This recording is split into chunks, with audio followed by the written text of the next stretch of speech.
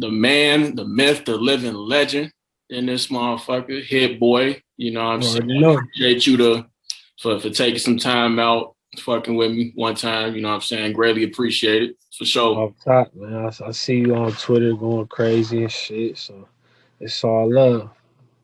Yeah, love, bro. Appreciate that, bro. So with I wanted to politic with you about, you know, it was this past weekend with Judas and the Black Messiah dropping, you know, and with you having a big part in, you know, with the soundtrack for the movie. You executive produced it, you produced a few joints on there, you know what I'm saying? So I just want to know, for starters, how did the concept of the whole album come together when y'all was first planning it out? I actually I got an early preview of the movie through the homie Archie, who's also executive producer on the album. He showed me some clips. This had to be like almost a year ago because me and Don was working on the last project we dropped, AKA. So Yeah, that was a minute ago. We actually used the Fred Hampton clip on one of the songs on the last album, which is so crazy because we was trying to sneak it on there, but this was early in the process. So anyway, you know, Archie had been working on it.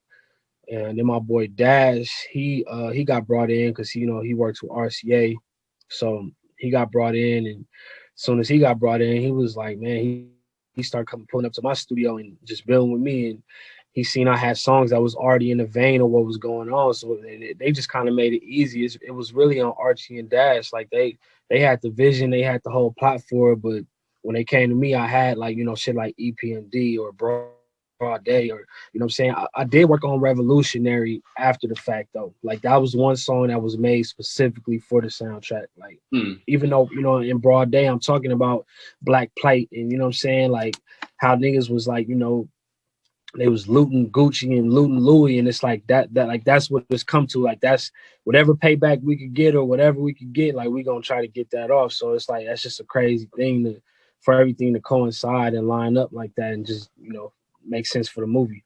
yeah, definitely. So y'all was pretty much like handpicked to like for this project well before I would guess before the movie even came out. Like y'all was already Yeah, I chose. was already in the realm of it, but I didn't know I was gonna be an executive producer till late in the game. Like they kind of just made that call just because I guess of the energy I was putting into the songs I was making, and they just felt like I needed to be a bigger part of the story. So what I'm saying, that shit was dope.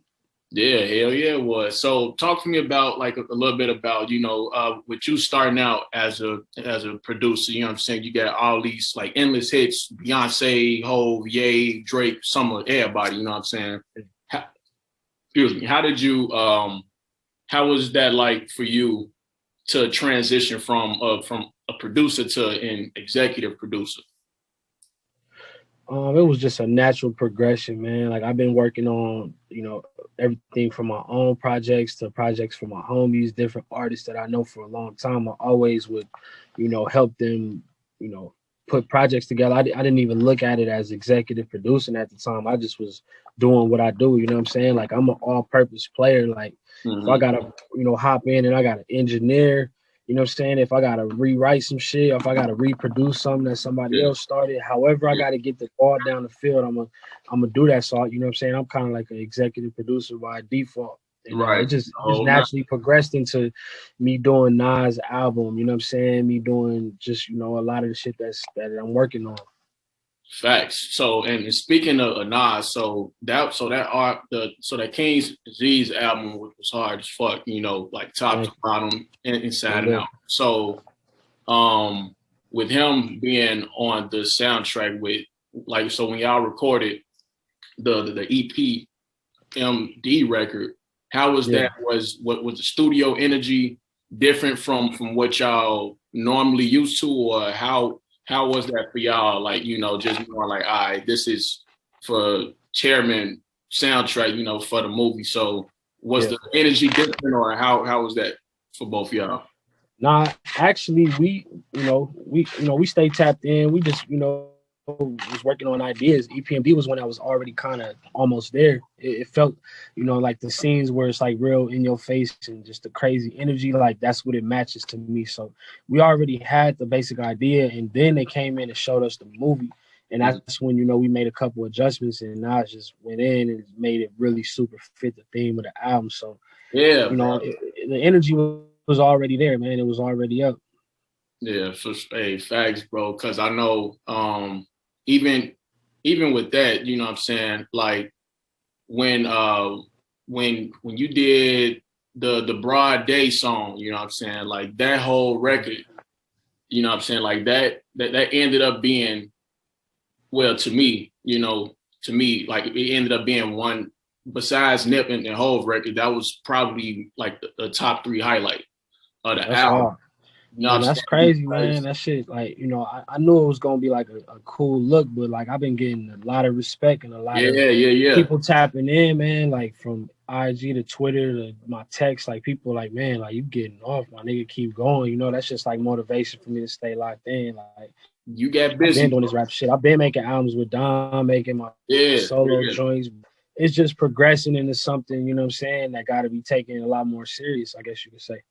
Yeah, because I know I'm just gonna assume, like, because there's a lot of people that know that you solid, you know what I'm saying, writing wise, like you could spit, you get up in that booth, you a fucking problem, you know what I'm saying. But I also feel like there's a lot of people that don't know that, but listening to that soundtrack, they hit a record, and it's like, oh, this nigga can actually rap, you know what I'm saying, because you was talking.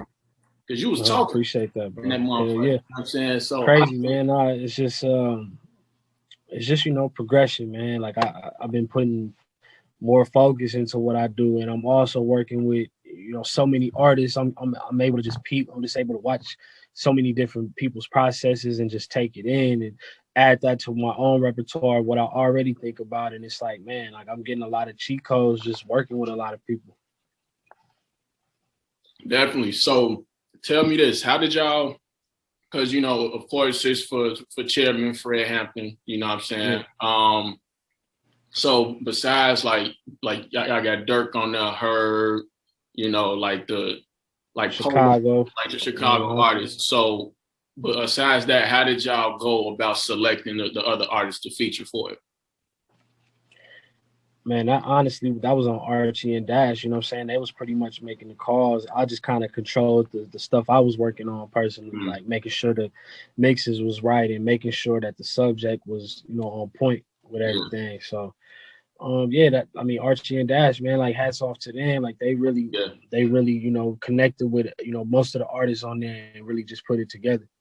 Yeah, bro, because y'all definitely made a masterpiece with that shit. Because to me, that soundtrack is really like, that's probably the coldest soundtrack I done heard since the Black Panther. The Black Panther soundtrack. Like every song on there, like, you know what I'm saying, just how y'all orchestrated it, how the songs like was ordered up, all that shit, intro to outro, bro. Mm-hmm. It was something special, you know what I'm saying, and I personally feel like the soundtrack is, because normally when, like, for movie soundtracks, niggas just only listen to it or they hear the songs when they watching the movie, like they're really driving around or they chilling, smoking, drinking, whatever. This is some shit, it got music on there that you can ride to, like, you know what I'm saying, chill to, like you low key could fake turn up to a little bit, in a sense, for something. Sure. Like it got all these different type of elements in it. And y'all was able to, like the way that y'all put the play together, like that shit is amazing, That's love, man. I just feel like it really matched the movie, you know what I'm saying? When you watch the movie, you want to play the soundtrack. You play the soundtrack, you want to watch the movie. So, that's a beautiful thing to pull off, man. And for people to actually really be tapping in, like I keep getting hit up by people I super respect, man. That's like, yo, this shit really hard. So, that's just more motivation for the next one, man. Oh, for sure, definitely should. So, another one of my favorite joints from the project was the one with Ju Herb and Bump on the Revolutionary joint. So that's a joint. Like, hey, Herb slid through that shit. You feel me? Slid, man, for real. I keep seeing people like, man, I need a Herb Hit Boy project. So Hey, that's you bro, gotta tell that boy Herb, what I was man, tap about in. to. He got my number, man. Tell that That's what nigga I tap was about in. to bring up. You know what I'm saying? Because I could definitely see y'all doing. You know what I'm saying? If not an album, at least a EP or some shit, like a quick little 5 to 7 track joint or something like that. Because the way that y'all the chemistry there, clear as day. You know what I'm saying? So.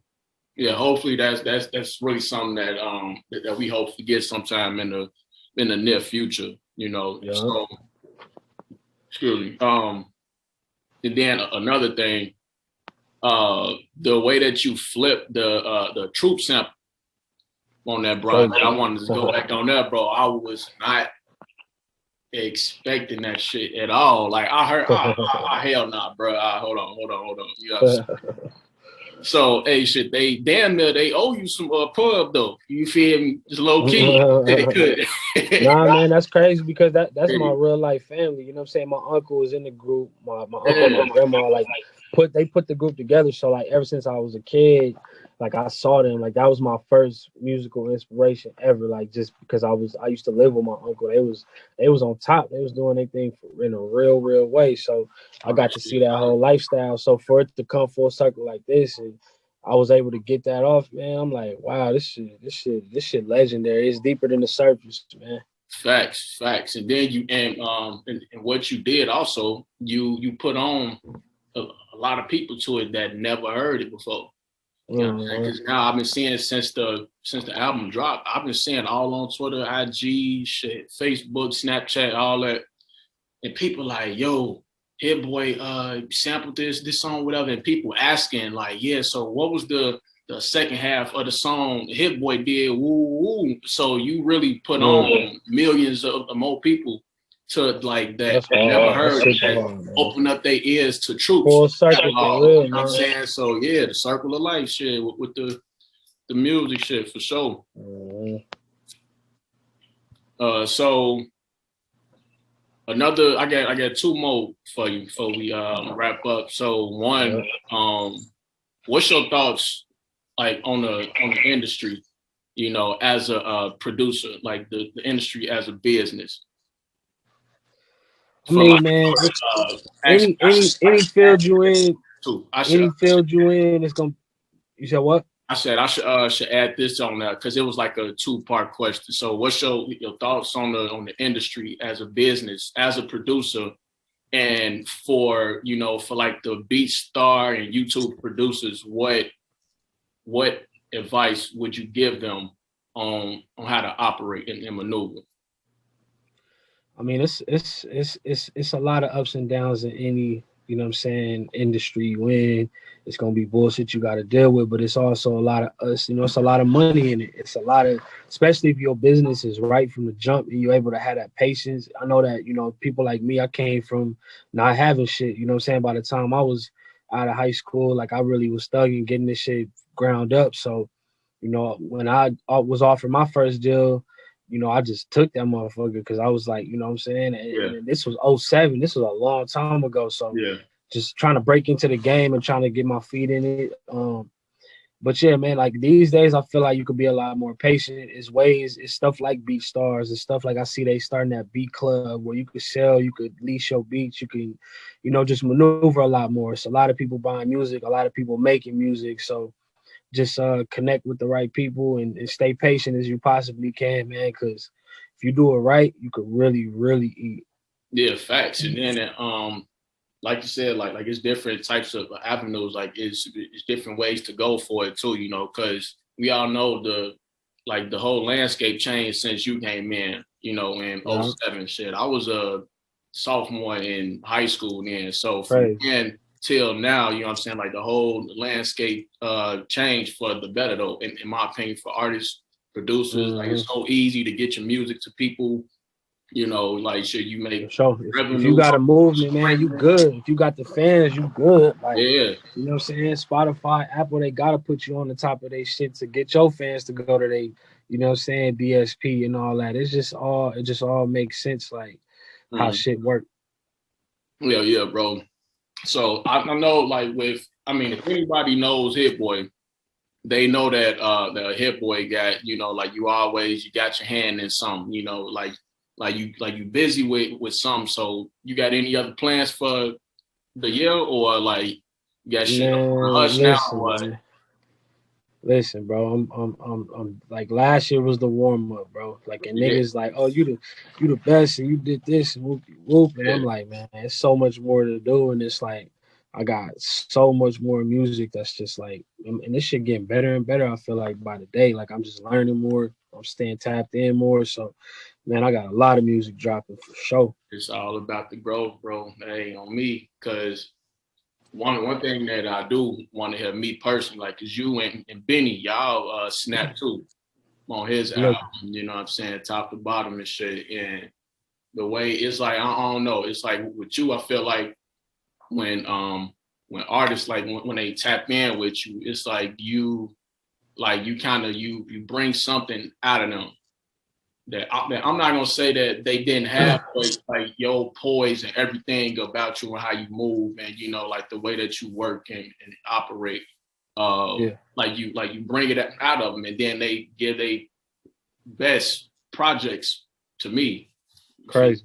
Like, Nah, man, I try to just keep this shit regular, man. Like just run off the energy that's in the room in front of us. Like, I feel like a lot of people, especially once you get to a certain level, it's like a lot of overthinking, you know what I'm saying? It's a lot of just like, man, bro, just like this what we do. Like, let's just do this shit. You know what I'm saying? It ain't like we gotta, what I'm saying, bust our brains to come up with some dope shit. Like we just gotta do what we do, you know what I'm saying? That's what I kind of try to preach to everybody I work with. Like, man, like this shit, you don't make it harder than it has to be. Just do it, you know what I'm saying? Just go that's in. up. Straight up though, straight up and down, bro. But hey, but like I said, bro, I appreciate you tapping in with me. For sure. Yeah, shit. Hey, I'm like we all looking forward to what you got dropping next. 100, man. Appreciate you having me for Oh, sure.